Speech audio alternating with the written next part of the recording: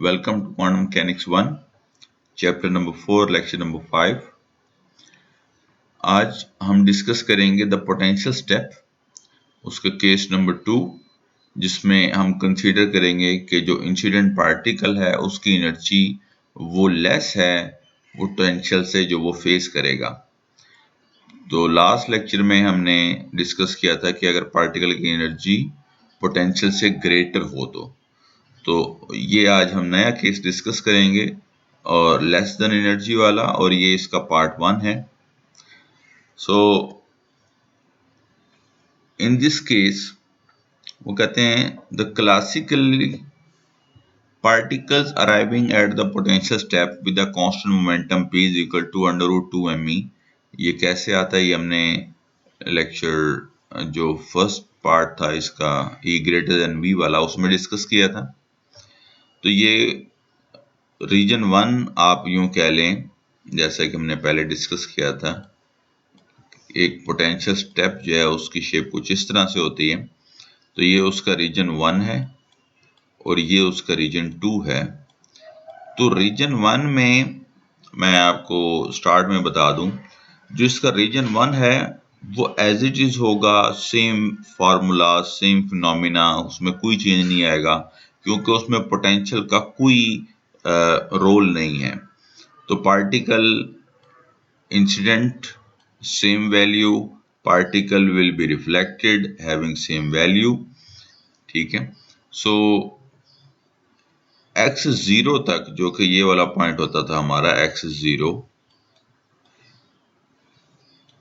तो इस रीजन में पार्टिकल का जो बिहेवियर था वो सेम होगा for E greater than v not, also for E less than v not, ठीक है। तो अब इसमें ये होगा कि जब पार्टिकल इस पोटेंशियल से आके टकराएगा, उसके टकराने के बाद जो उसका बिहेवियर होगा वो डिफरेंट होगा।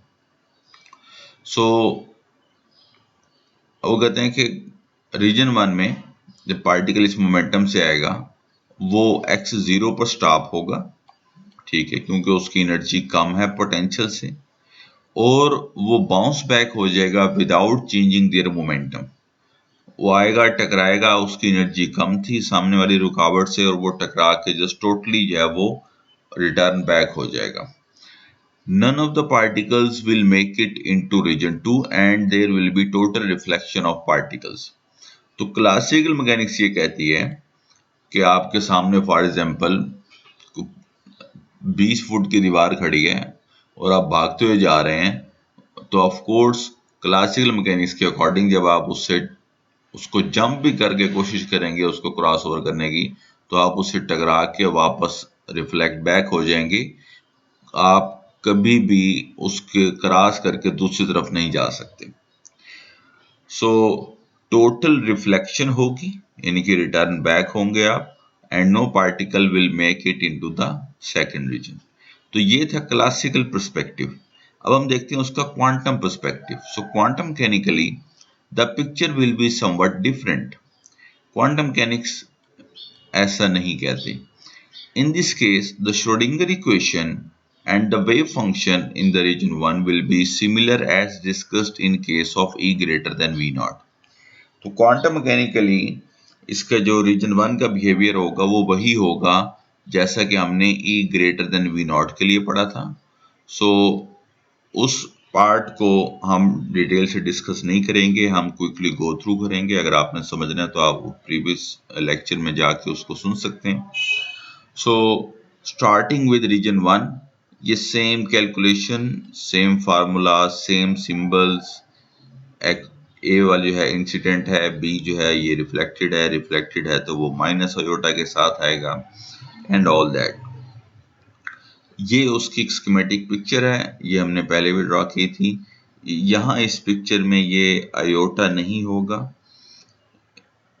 ठीक हो गया, क्योंकि यहाँ ये उसका प्रोबेबिलिटी ग्राफ है। तो ये वो x0 पॉइंट है। अब क्लासिकल मैकेनिक्स ये कहती है कि ये जो पार्टिकल आ रहा है, फॉर एग्जांपल ये एक पार्टिकल है और ये as a wave form move करते हुए इसकी आ रही है, तो जब ये आके इस पोटेंशियल से टकराएगी x0 के ऊपर, जो ये पोटेंशियल आपके सामने, तो ये इससे टकराकर ये रिफ्लेक्ट बैक हो जाएगी। लेकिन ये है क्लासिकल पर्सपेक्टिव। क्वांटम मैकेनिक्स ये कहती है कि उसका कुछ पार्ट जो है वो ट्रांसमिट होगा, लेकिन वो ऑसिलेट नहीं करेगा, और कुछ ही फासले के बाद वो उसका जो उसकी जो एनर्जी मोमेंटम है वो ऑलमोस्ट ज़ीरो हो जाएंगे, ख़त्म हो जाएगा वो पार्टिकल, उसकी existence for a large distance from zero. तो ये कैसे होगा ये हम डिस्कस करेंगे। सो फॉर रीजन 2, तो रीजन 2 जो है वो ये वाला रीजन है हमारा, रीजन 2, इसको हमने डिस्कस करना है। लेकिन रीजन 1 जो है वो हम डिस्कस कर चुके हैं। तो ये ce⁻k2x कैसे आएगा ये हम देखते हैं।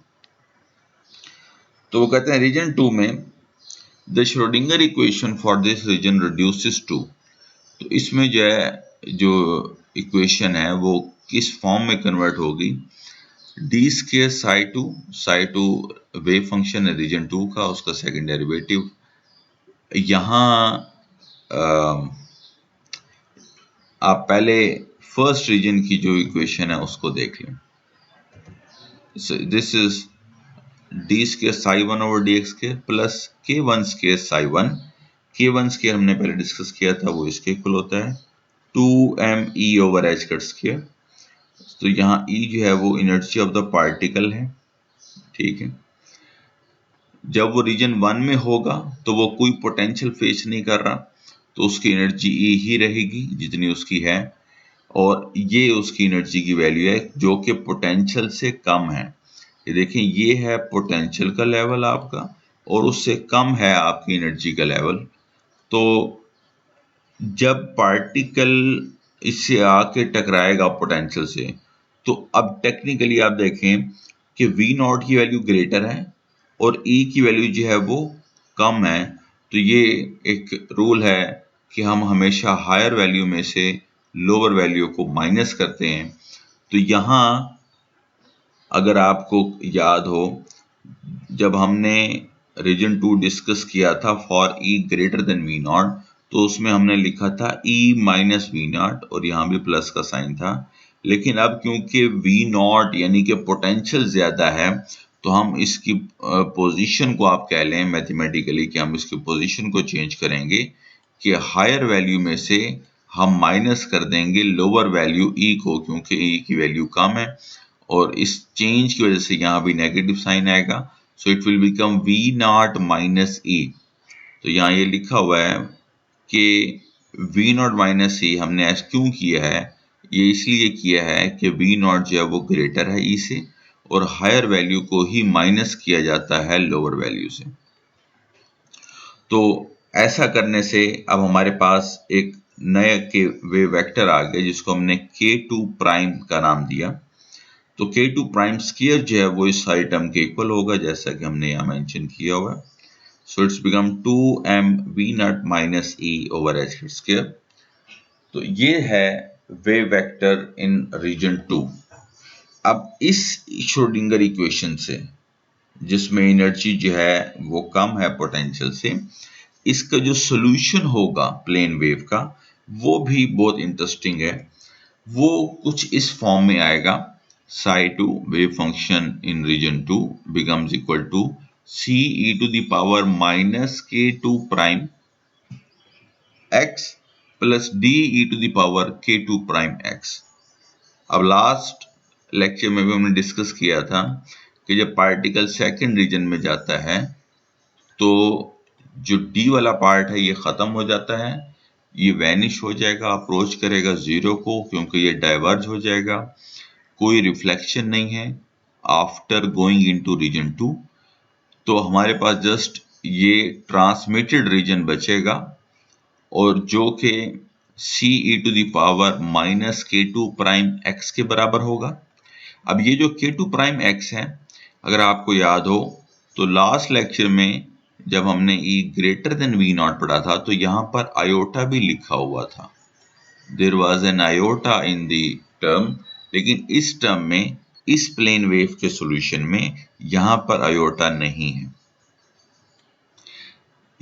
आयोटा ना होने या होने से क्या फर्क पड़ता है वो देखें। तो अब हमारा जो साई टू वेव फंक्शन था वो just C E to the power minus K two prime X रह गया।